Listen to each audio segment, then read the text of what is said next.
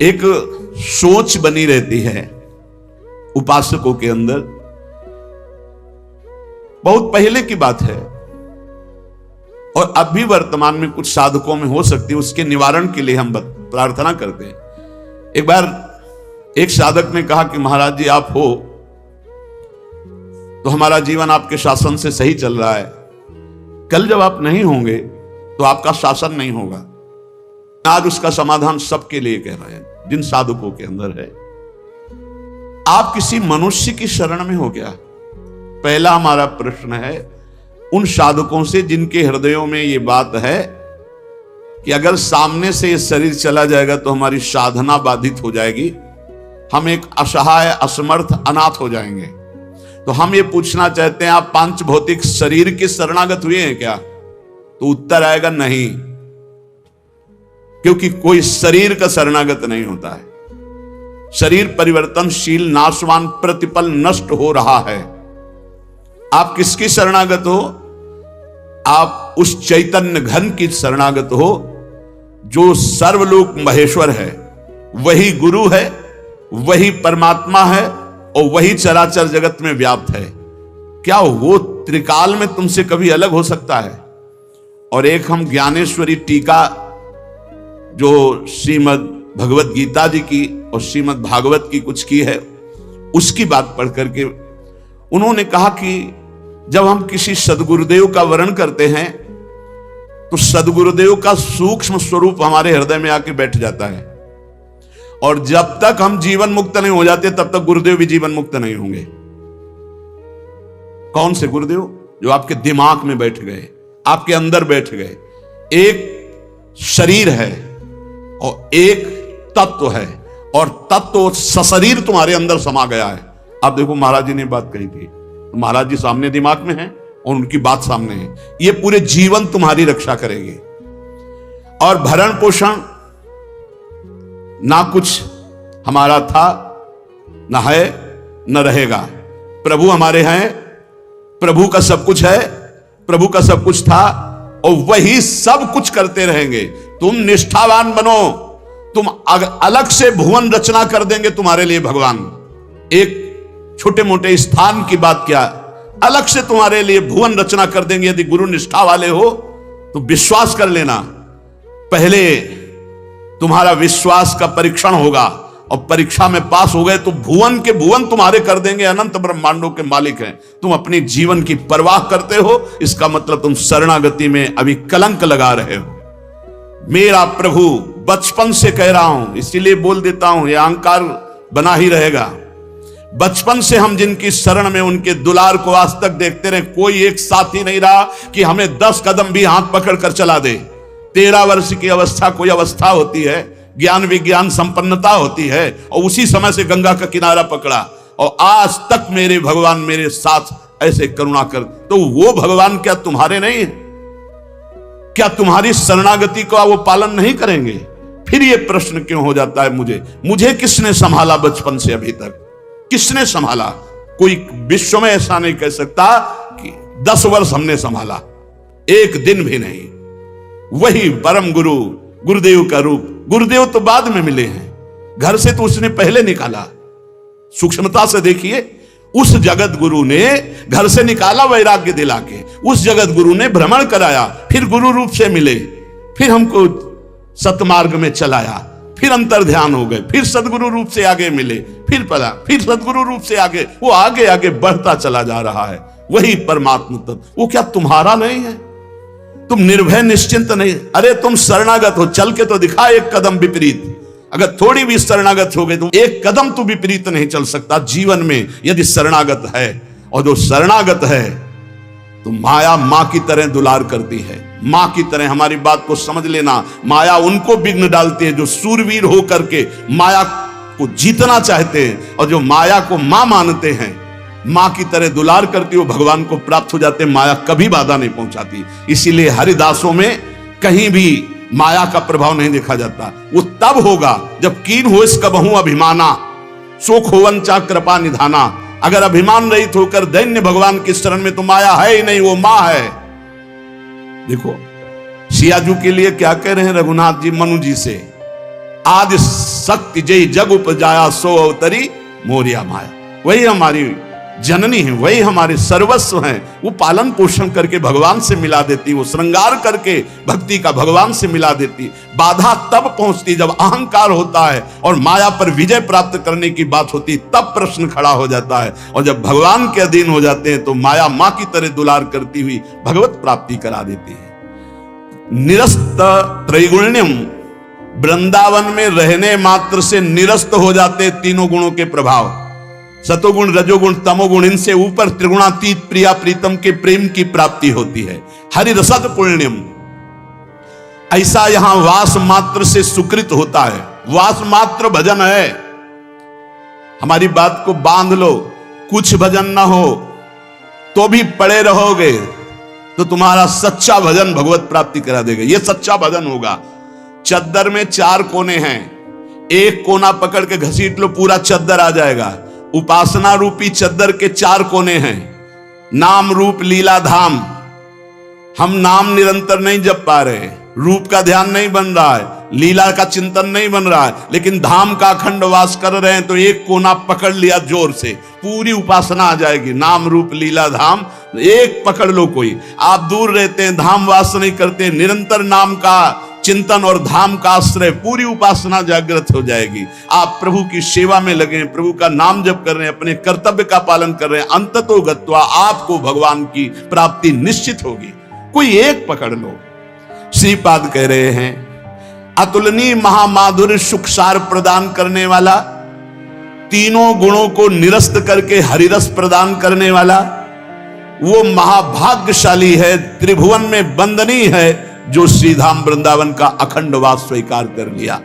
ये बड़ी दुर्लभ बात है। अखंड वृंदावन वास करते हुए बस वृंदावन बसिकै इतनो बड़ो सयान, और जुगल चरण के भजन भी निमिष न दीजय जान। जब प्रियालाल ने इतनी कृपा कर दी तो हमसे चूक कैसे हो जाएगी। हम हर समय श्यामा श्याम का सुमिरन करें। सांद्रानंदाब्धि मध्य लसति रसमयम चिन्मणि द्वीप मेकम। देखो, तुम तो महिमा सुन रहे हो, अनजाने में यदि हम भगवान के स्वरूप, भगवान की नाम, भगवान की महिमा को स्वीकार कर ले तो हम अनजाने, लेकिन भगवान तो सर्वज्ञ हैं। सदन जी के एक चरित्र में बड़ी विशिष्ट बात पाई गई। देखो, सदन जी का जो जन्म है, इसी से हमें ये पता चलता है कि भगवान केवल भाव देखते, केवल भाव देखते हैं। सदन कसाई ताकि नीकी कसियाई, जैसे बाराबानी सोने की कसौटी कसियाई है। जीव को न बध करें ए पे कुलाचार ढरे, बेचे मांस लाए प्रीति हरि सो लगाई है। गंडकी को सुत बिन जाने तासों तोल्यो करे, भरे दृग साधुआनी पूजे पे न भाई है। कही निश सुपने में वाही ठोर मुंह को देवो, सुनो गुण गान रिझो ही की सच्चाई है। सदन जी का जन्म कहां हुआ? कसाई कुल में, जहां पशुओं का वध करना एक स्वाभाविक वृत्ति है, निंदनीय, किसी भी जीव की हिंसा करना निंदनीय कार्य है। देखो, पर कभी कभी ऐसे महापुरुषों का प्रभाव प्रकाशित होता है कि कुल कर्म छू भी नहीं सकते। सदन जी जैसे स्वर्ण कसौटी पे कसा जाए तो खरा निकले, ऐसे खरे महाभागवत थे। उनके हृदय में एक बार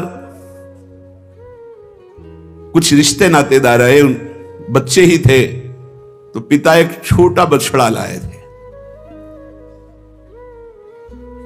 वहां तो कटते ही रहते थे। पिता ने कहा कि ज्यादा तो इसमें मांस नहीं, इसकी टांगों में मांस है पहले, तो फिर अपने अतिथि का स्वागत करते हैं। सदन जी ने जब सुना उसके पास गए, लिपट कर रोए, बच्चे थे, बछड़े से, ऐसा ऐसा मेरे पिताजी कह रहे हैं तुम्हें काटा जाएगा, और ऐसे दुलार कर रहे थे। बछड़े के भी देखा आंसू निकल रहे। हर जीव को पता है, कष्ट का पता होता है। तो उसने कहा एक भागवती महापुरुष का जीवन बदलना है, इसलिए मानो बछड़े ने कहा कि तुम अपने पिताजी से कह दो उचित तो यह है कि पहले मेरी गर्दन काटे। तो सदन जी ने कहा ऐसा क्यों? बोले क्योंकि मैं पूर्व में ऐसा था, तुम्हारे पिताजी पशु थे और मैंने इनकी गर्दन उड़ाई है, तो मैं अब पशु बना हूं, इनसे कह दो तुम्हें गर्दन ही काटनी चाहिए, पहले जिंदा टांग मत काटो, मैंने तुम्हें इतना कष्ट पूर्व में नहीं दिया था, सीधे गर्दन काटी थी। इसका मतलब जो कर्म किया जाता है उसका फल मिलता है पक्का। मैंने पूर्व में तुम्हारे पिता की गर्दन काटी थी इस जन्म में, इसीलिए मुझे पशु बनना पड़ा, और तुम्हारे ही पिता मेरी गर्दन काटेंगे पक्का, तुम रोक नहीं सकते क्योंकि वो विधान है। पर वो पहले टांग ना काटे, पहले गर्दन काटे। अब ये घटना उनको बहुत चुभी। जीव को अपने कर्म का फल भोगना पड़ता है जन्म जन्मांतरों में।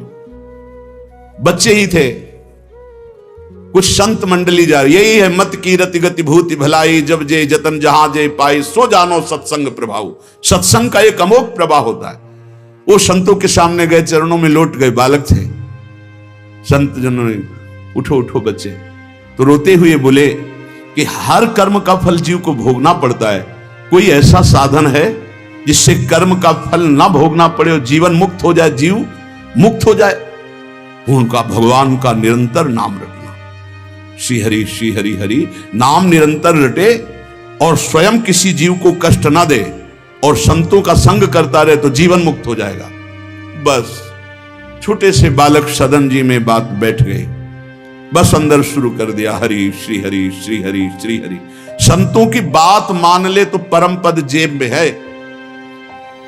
अब पिताजी जब तक रहे तब तक वो वध करते रहे जीवों का, लेकिन सदन जी ने कभी कभी किसी का वध नहीं किया। वो कुल परंपरागत मांस खरीद लाते और उसी को मुनाफा करके बेचते और परिवार का पोषण करने लगे। एक दिन ये रास्ते में आ रहे थे तो किसी साधु का बटुआ ढीला होगा तो शालिग्राम भगवान गिर पड़े थे।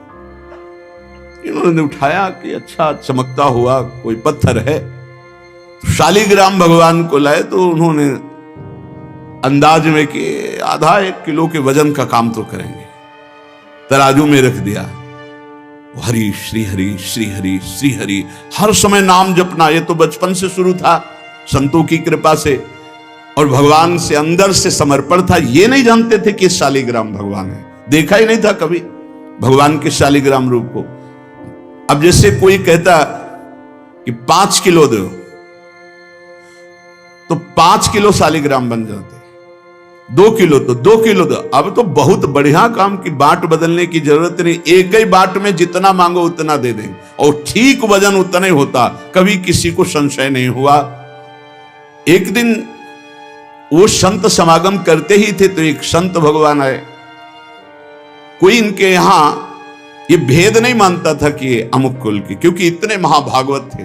संतों के चरणामृत लेना, उनके पास बैठकर सत्संग करना, तो संत जन इनके यहां आकर के बैठते थे, इनके यहां आकर के थोड़ी देर भगवत चर्चा, बड़े उच्च कोटि के भाव सदन जी के प्रकाशित थे। तो एक संत भगवान ने देखा कि ये तो बड़े सिद्ध शालिग्राम है, इनमें तो चक्र का चिन्ह भी है और ये इससे मांस तोलते हैं।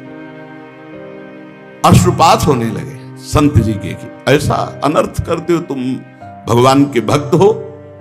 संत जी ने सदन जी से बताया कि जानते हो तुम्हारे बांट नहीं है, स्वयं शालिग्राम भगवान है, और इतना घृणित कार्य कि तुम इनसे एक तरफ मांस और एक तरफ शालिग्राम।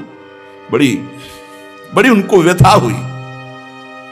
सदन जी ने कहा मुझे कुछ पता नहीं, मैं नहीं जानता, मेरे लिए तो ये बहुत सिद्ध बांट है, मैं जितना ग्राहक मांगता है उतना ही, आधा किलो तो आधा किलो, 5 किलो तो 5 किलो बन जाते हैं। आप देखो अपने कुल कर्म को कर रहे हैं और नाम जप कर रहे हैं और संतों की कृपा है। तो देखो अचानक रास्ते में भगवान शालिग्राम जी मिले थे। उन्होंने कहा अगर ये भगवान है तो आप ले लो, हम तो सेवा पूजा कुछ जानते नहीं, आप इनको ले जाओ। संत जी ले गए और देखो ये हृदय में बैठा लीजिए, संत मिले मतलब आखिरी जन्म हमारा है। विश्वास अगर कर ले, पक्का समझ लीजिए ये तुम्हारा विश्वास काम करेगा। निमज्जोन्मज्जताम घोरे भवाब्धौ परमायनम संतो ब्रह्मविदा शांता निर्दृढ़े वापसु मज्जताम। इस घोर संसार सागर में जो हम डूब रहे हैं, तो भगवान भेजते हैं ब्रह्मवेत्ता संत महापुरुष का समागम, और जहां संत मिले तो आखिरी जन्म समझो इस संसार समुद्र से पार होने के लिए सुदृढ़ नौका संत समागम है। भव सागर कहा नाव शुद्ध संतन के चरण, तुलसीदास प्रयास बिनु मिलहि राम दुख हरन। संतों के चरणों का सानिध्य मिला तो देखो सदन जी हरिनाम जपने लगे, सदन जी के हृदय में संतों के प्रति प्रियता बढ़ी, शालिग्राम भगवान मिल, सब बानक बन जाता है।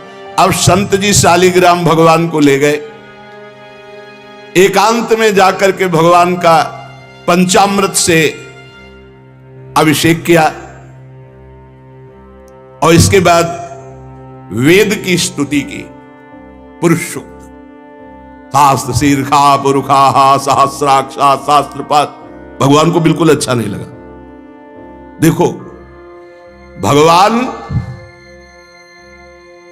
प्रीति चाहते हैं, सिद्धांत एक अलग होता है। इसीलिए कल हम ऊपर कुछ साधकों से कह रहे थे कि किसी भी साधक को ठाकुर जी में जिस रूप में आसक्ति हो उसको ठेस नहीं पहुंचानी चाहिए, क्योंकि पता नहीं कितना आसक्त हो, आप देख करके अच्छा चलो ऐसे नहीं, कभी वही ओहो धन्य भाग, कितने सुंदर आपके ठाकुर जी है, बहुत सुंदर, आप खूब प्यार कीजिए, क्योंकि पता नहीं वो कितनी गहराई से प्यार कर रहा है आप, तो उसका हृदय बहुत दुखी हो जाएगा। भक्त का हृदय दुखी हुआ तो आपकी उपासना में फर्क पड़ जाएगा। संत जी को लगा था कि कसाई कुल में जन्मे हैं, मांस का उधर पल्ला इधर ठाकुर, क्या अपराध कर रहा है, उनको ऐसा, और बाहरी दृष्टि में लगता भी ऐसा ही है। तो कहा भयो जो पे बड़े कुलहू में जन्म भयो, जप तप नेम व्रत साधन अपार है। कहा भयो तीर्थ अनेकन गमन किए, गयो नहीं जौलो निज मन को विकार है। जौलो मेरे संतन में राखे जाति भेद सदा, तौलो कहो कैसे वह पावे सुख सार है। मेरे साधु नीच पद पंकज ना धोयो, जौलो सब शास्त्रन को पढ़िबोई भार है। जरा भी भाव किसी भी संत जो भगवत मार्ग के प्रतीक है, जाति पक्ष में रूप पक्ष में इनके तेज तो है नहीं, ये तो ऐसे बिल्कुल नहीं, सावधान, पता नहीं कौन किस कोटि का उच्च कोटि का महापुरुष आपका चिन्ह। उन संत बहुत अच्छे संत थे, पर उनके मन में बात आ गई कि जाति के तो कसाई है, काम तो नीचे ही है, मांस। देखो नहीं जाना भगवान की महिमा, हम समझ रहे थे उच्च कोटि के, और वो बहुत उच्च कोटि के महापुरुष सदन जी, निरंतर नाम जप। और एक खास बात थी सदन जी में, दैन्यता, कि मैं तो किसी योग्य नहीं, और उनको पता भी नहीं था कि शालिग्राम भगवान है। तो लेके आयो साधु में तो बड़ो अपराध कियो अभिषेक, सेवा करी पे न भाई है। ये तो प्रभु रीझे तो पे जोई चाहो सोई, करो गरो भरी आयो सुनि मति बिसराई है।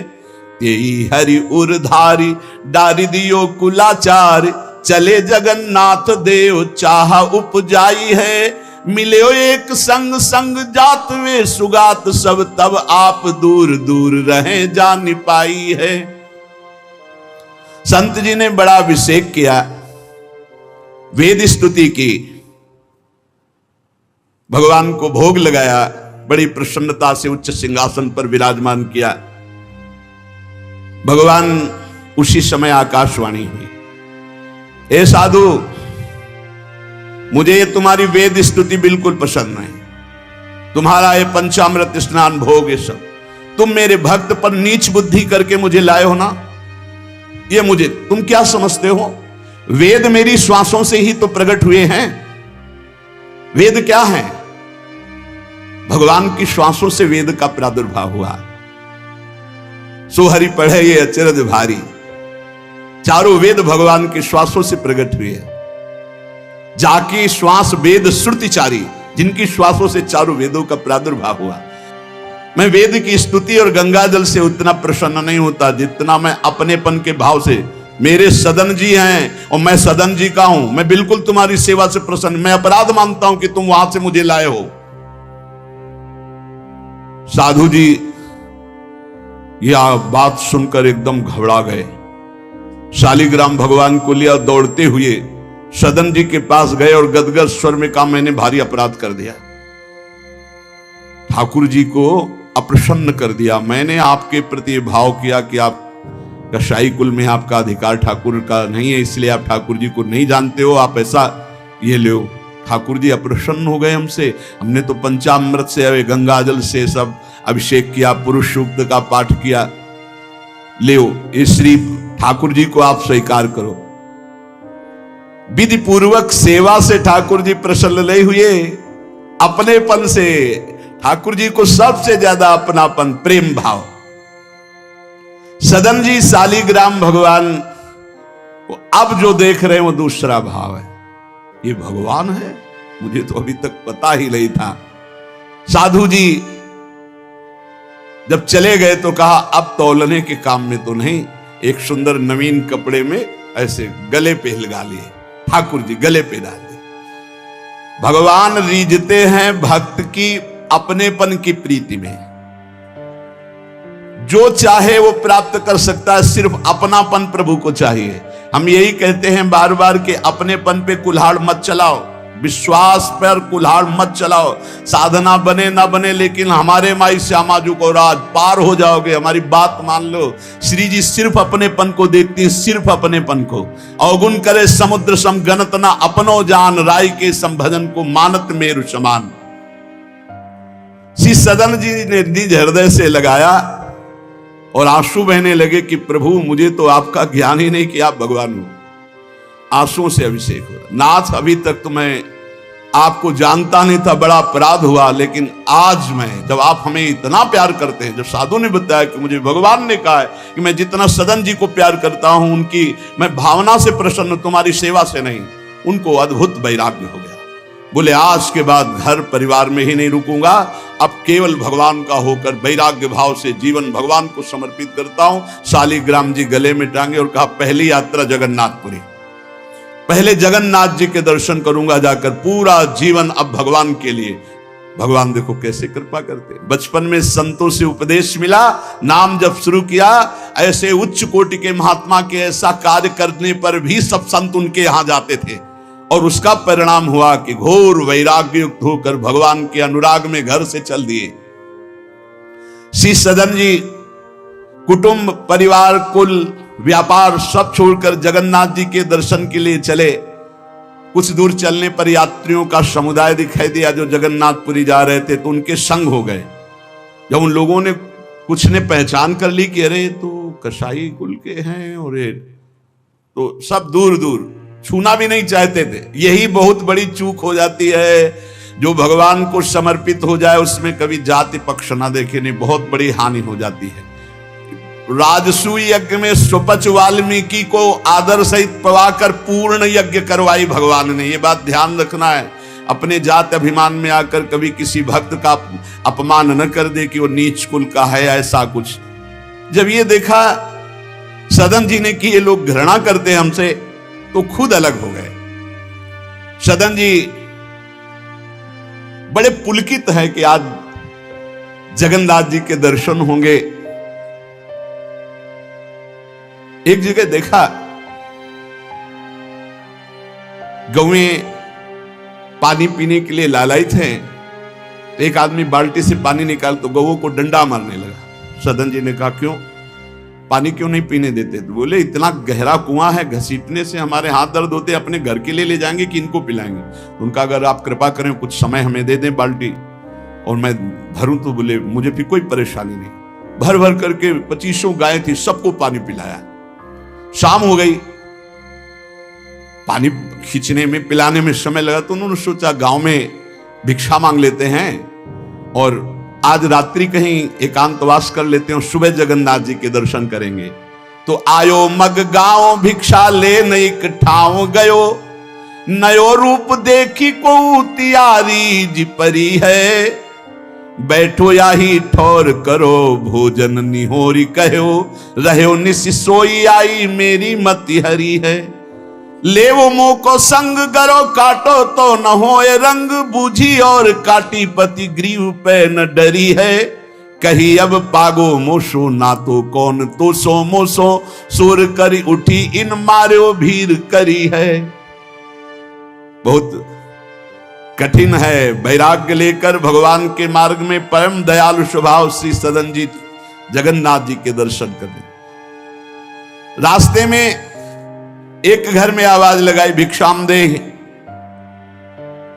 भगवान की लीला। एक स्त्री निकली भिक्षा लेकर, देखा रूप तो जो भगवान का नाम जब करते हैं, भगवान आश्रित होते हैं, उनका रूप अलौकिक होने लगता है। एक दिव्य आकर्षण होता है जो सबके चित्त को आह्लाद प्रदान करता है, क्योंकि आनंद स्वरूप भगवान का निरंतर चिंतन होता है। उसके प्रभाव से मुखाकृति में एक अद्भुत लावण्य, एक अद्भुत आकर्षण होता है। वो स्त्री ने देखा कि नवयुवक भिक्षुक तेजस्वी, वो रीझ गई, देखते ही रीझ गई और उसने कहा कहीं मांगने की जरूरत नहीं, आप यहां बैठो और भोजन करो। सदन जी ने कहा हमें पाना तो है ही, जब आप पवाने के लिए कह रही तो पवा दीजिए। स्वाभाविक, क्योंकि अभी वैराग्य मार्ग में निकले। उस स्त्री ने प्रार्थना की, भोजन बना के पवाया और कहा प्रभु यदि आज रात्रि यहीं विश्राम कर लें तो आपको क्या, सुबह जगन्नाथपुरी चले जाइए। आपने उस स्त्री के विशेष आग्रह को स्वीकार करके उसके घर में शयन करना स्वीकार कर लिया। जब उसके पति सो गए तो रात्रि में उठ करके आई और आपके पास आकर बोली कि मैं आपको देख करके काम से पीड़ित हो चुकी हूं, अतः आप मुझे स्वीकार कीजिए और मैं सदा सदा के लिए आपके साथ के लिए चल दूंगी। सदन जी ने कहा यदि तू मेरा गला भी काट डाले तो भी मैं तुझे स्पर्श नहीं कर सकता, क्योंकि तेरा पति है। अच्छा, उसने गलत अर्थ ले लिया। उसके भाव में आया कि अगर पति है तो ये स्पर्श नहीं करेंगे, अगर पति ना हो तो स्वीकार कर लेंगे। कुआ मदांधो मदना तो रोवा, अंधों में भी अंधा कौन है? बोले जिसमें काम जागृत हो जाए। वो ऐसे काम से व्याकुल हो गई कि सोते हुए अपने पति का बिल्कुल भी प्रियता न रखते हुए गला काट दिया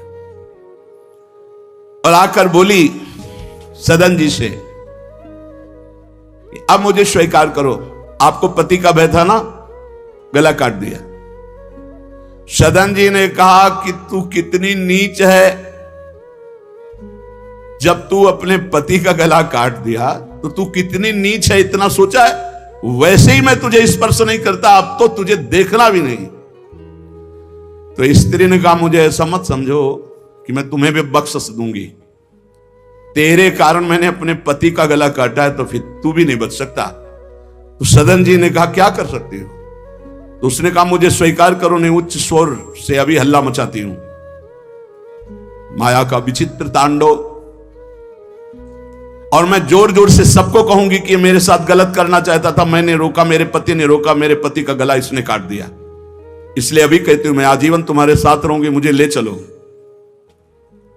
सदन जी ने कहा गला कटवाना बर्दाश्त है लेकिन स्पर्श नहीं कर सकता। ये सब चूकों की चूक का पूर्ण आहुति, इससे पूर्णता हो गई। मैं धर्म के विपरीत नहीं चल सकता, तू चाहे मेरा गला तू काट दे या समाज से कटवा दे। सदन जी भगवान के भक्त थे, उनके भोले भक्त होते हैं भगवान के, ज्यादा बुद्धि नहीं लगाते हैं। नहीं तो रुकना ही नहीं चाहिए था, या उसी समय भाग जाना चाहिए था, भागना चाहिए था। वहां बैठ करके उपदेश नहीं, जब ऐसी घटना है तो भागना चाहिए था।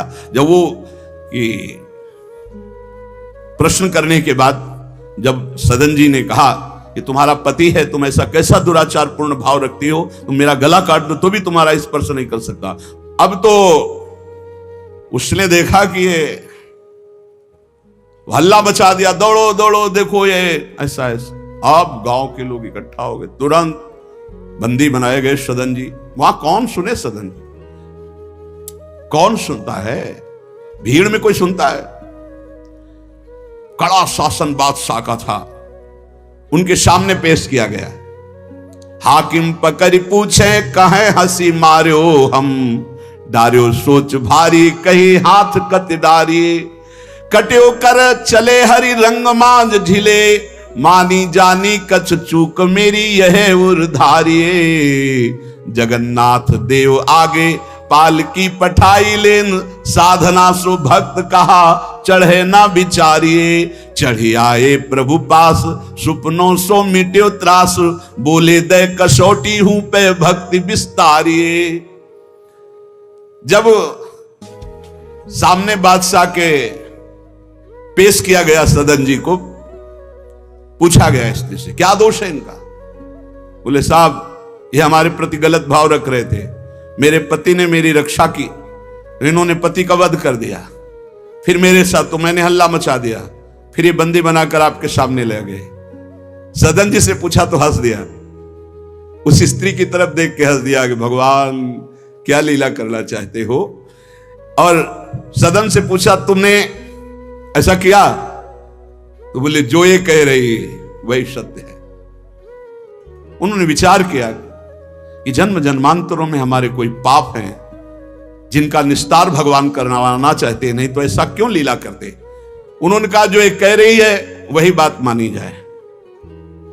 सहम गई स्त्री कि है क्या, वो भक्त को क्या जाने, विरोध नहीं किया सदन ने। यह धैर्यवान भगवान के भक्त का। उन्होंने कहा जो ये कह रही है, क्योंकि जो ही प्यारो करे सोई मोहि भावे, जो ये कह रही थी। भगवान के रहस्य को जानने वाले भक्त ऐसा ही। श्री गदाधर भट्ट जी कथा करते थे, अपार भीड़ एकत्रित हो जाती, वृंदावन में आगरे से लोग सुबह भाग भाग करके अपार भीड़ सत्संग। तो एक कल्याण सिंह जी थे, बड़े जमींदार धनी, और सत्संग का प्रभाव है कि जितेंद्रियता वैराग्य भगवत प्रीति ये बढ़ती है। तो जब से उन्होंने सत्संग सुना तो ब्रह्मचर्य का नियम ले लिया, पत्नी से बात नहीं करते थे। अब घर गृहस्थी में तो यही संसारिक सुख है। कई महीने हो गए वो अपने राजकाज और सत्संग में भाग जाना, सत्संग से आना, बस एकांत में भजन करना। पत्नी ने देखा कि कई महीने हो गए, हमारी तरफ देखना भी नहीं, बातचीत नहीं, ये कहां जाते हैं, कौन है ऐसा। तो पता चला गदाधर भट्ट जी क्या।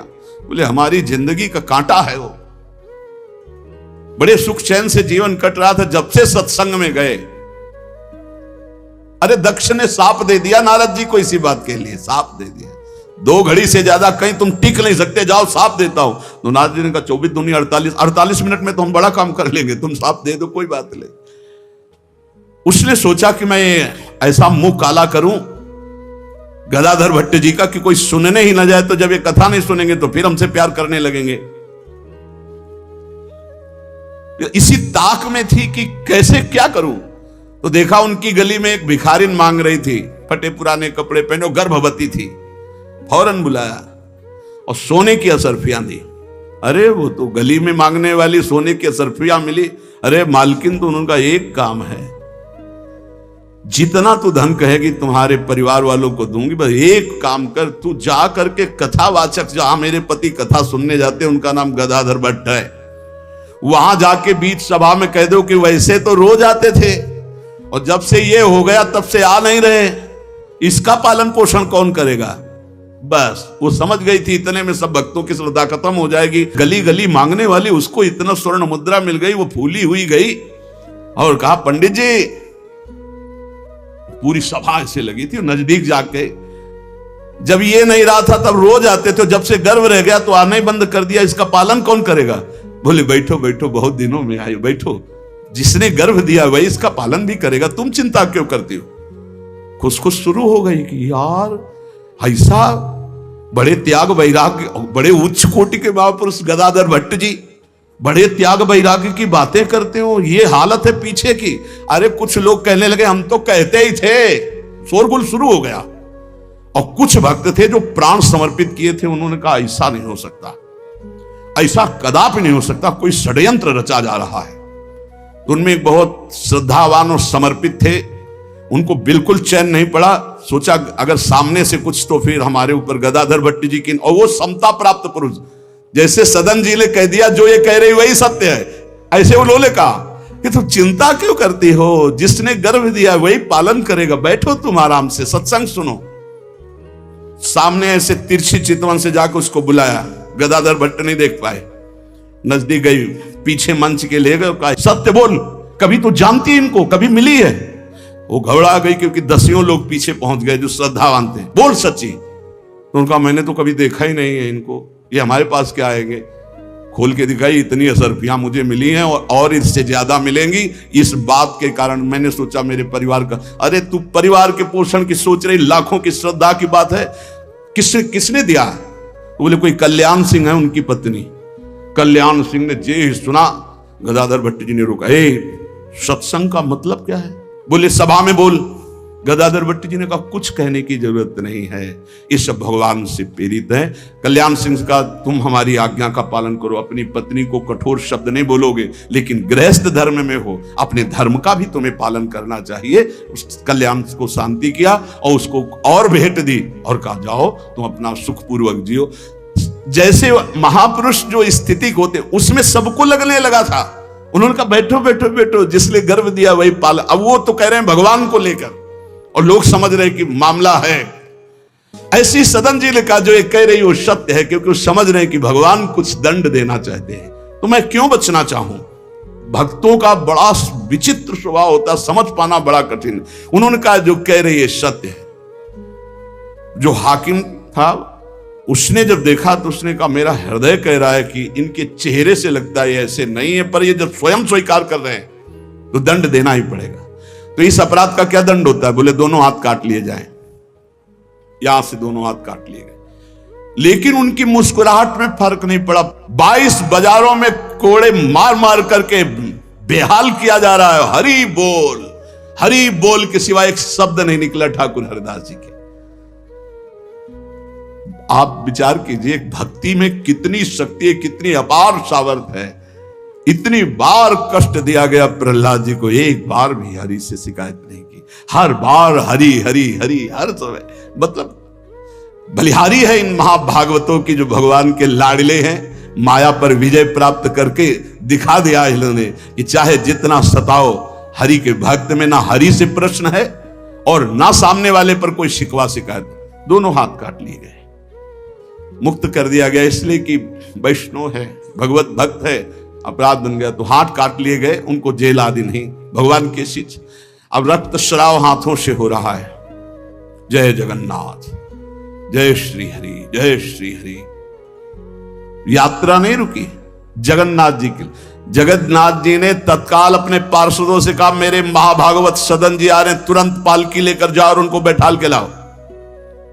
जगन्नाथपुरी में प्रवेश ही किए थे कि पालकी लिए हुए पार्षद दौड़े, कौन से सदन जी हैं, सदन भक्त किनका नाम है? तो उनका सदन तो इस अधमदास का नाम। पालकी पे बैठो जगन्नाथ जी। अरे उनका कैसे पालकी, भगवान की भेजी हुई पालकी में। पालकी को साष्टांग दंडवत किया ऐसे कि भगवान की नहीं, जबरदस्ती भगवान के पार्षदों ने उठा के पालकी में जय जगन्नाथ।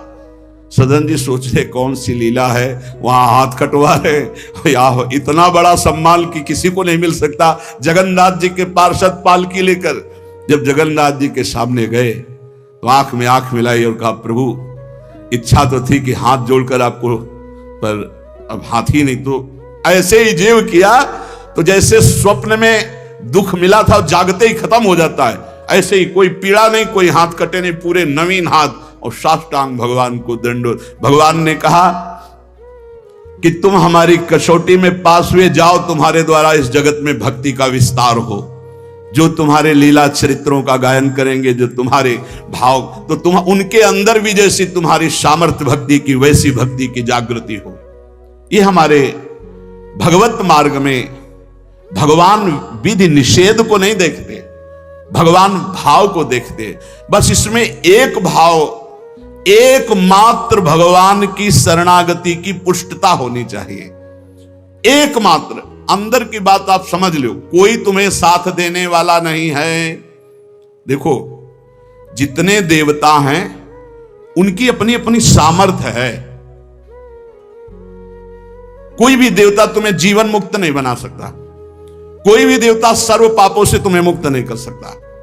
अधिकार है, मोक्ष देने का अधिकार केवल भगवान शंकर में, भगवान श्री हरि में, मोक्ष प्रदान करने का, जीवन मुक्त बनाने का अधिकार।